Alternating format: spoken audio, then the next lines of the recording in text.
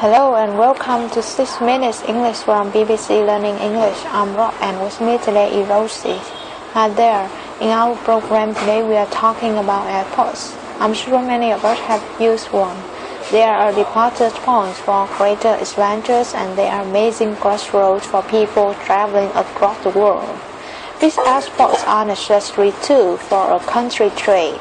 But why are we talking about them today? Well, airport expansion has been in the news, and particularly plans to expand Hong Kong International Airport, which could turn it into the world's biggest.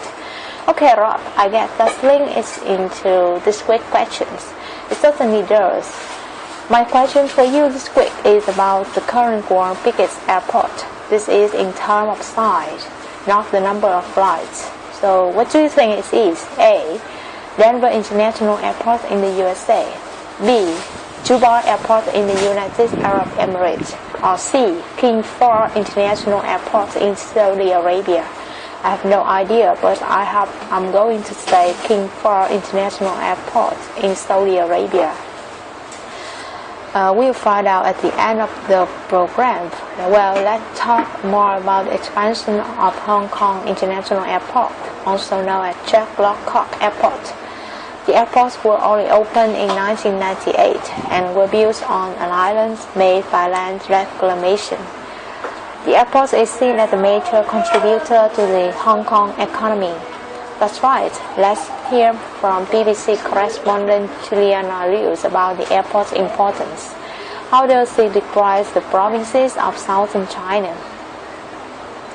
Hong Kong Airport is one of the busiest in the world, transporting 54 million passengers a year and more cargo than anywhere else.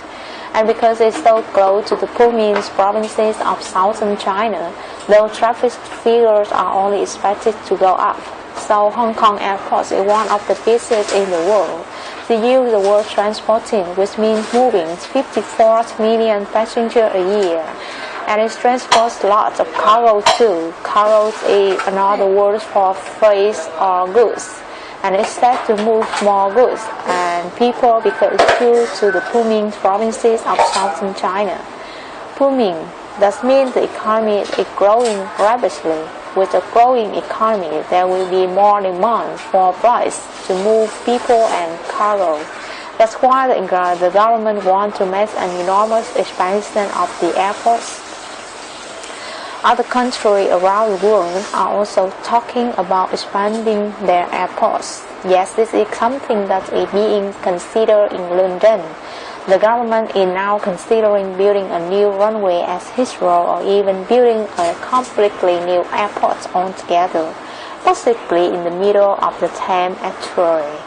But building projects like these are very expensive and they involve making decisions based on predictions for the future. Well, let's hear more from Juliana Liu about what's involved with expanding Jack Lockock Airport. How does it describe the size of the building project? The project is likely to cost more than $17 billion, much more than the existing airport. This will be an enormous undertaking. Much of the space needed for the runways does not yet exist, so it must be reclaimed from the sea. The project sounds very expensive, more than $17 billion. That's more than the existing airports cost to build, so maybe let's give you the idea of how this is going to be. She described the size of the project as an enormous undertaking, a very big commitment. One of the tasks or jobs that need doing is to build more land. At the moment, there isn't the space to build a runway, so new land must be reclaimed from the sea. They will convert the seabed into land to build on.